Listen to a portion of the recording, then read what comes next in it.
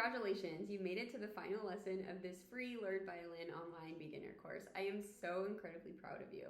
I want you to take a second and reflect on how much you've learned and improved throughout this course. What I hope you come to realize is that having a structured, detailed, step-by-step learning program is invaluable. If you know exactly what to learn next and what songs to play, there's truly no limit to the amount of progress you can make. If you want to keep learning alongside me, consider joining Learn Violin Online. You'll not only get clear, detailed courses like this one, covering a range of topics such as technique, Suzuki pieces, popular pieces, scales, and more, but you'll get access to an exclusive community where you can connect with learners just like you.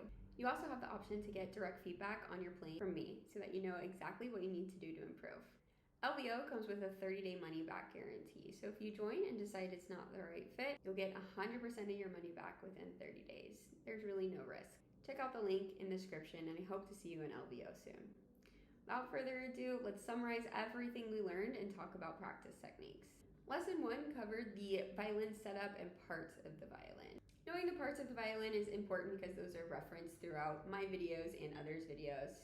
And of course, you have to have your violin set up in order to play it. Lesson 2, we covered tuning your violin. By now, you should feel more confident in bowing so you can bow when you tune rather than pluck like we did in that video. I hope you're feeling more confident when tuning now. Lesson 3, you learned all about posture. This is something that you'll have to keep watching out for and refining for a good long time. I know I was still refining my posture even through college. But really the root of everything is posture, and if something is not sounding good, check your posture and check your tension.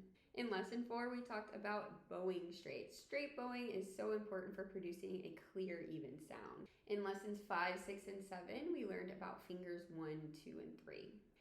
And we put everything together in lesson 8, where we learned 3 scales.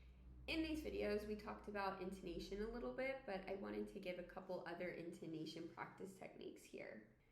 So when practicing intonation, the most important thing to practice is landing on the correct note, landing on the correct pitch.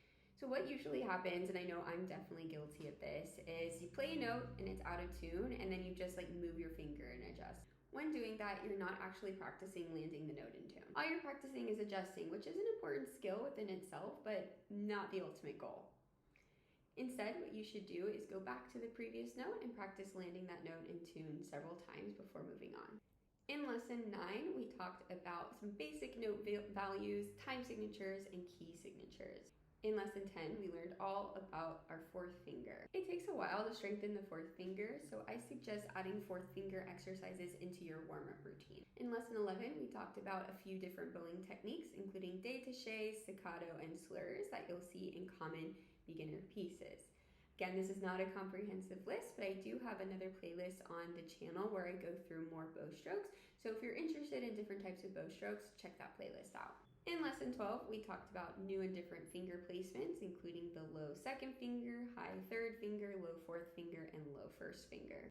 Then we learned some new scales: 2-octave G major, 1-octave D minor, and 2-octave B flat major. And then finally, in the last lesson, we went over more complicated rhythmic patterns. Now, I'm sure that you've heard repetition is an important part of practice, and it absolutely is.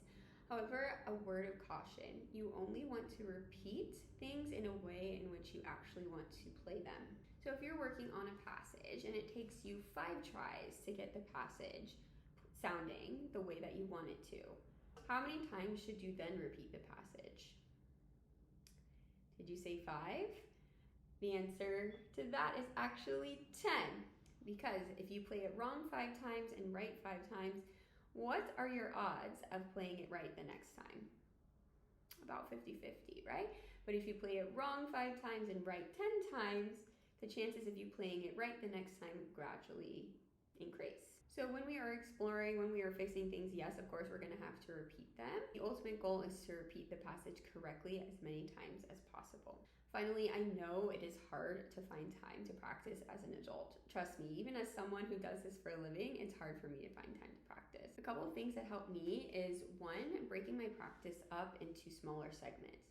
So instead of trying to find 1 hour block where I can practice, maybe I'll do 30 minutes in the morning, 30 minutes in the afternoon, or 20 minutes in the morning, 20 minutes during lunch, and 20 minutes in the evening.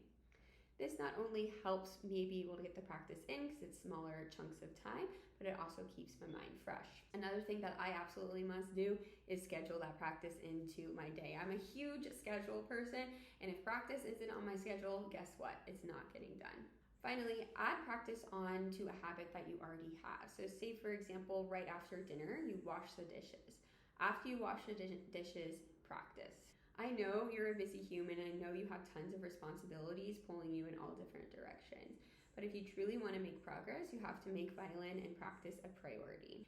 And maybe get a little outside encouragement and help from Learn Violin Online. I sincerely hope that you enjoyed this course. Please leave your thoughts in the comments below. Subscribe if you watched all the way through and you enjoyed it. And I'll see you guys later.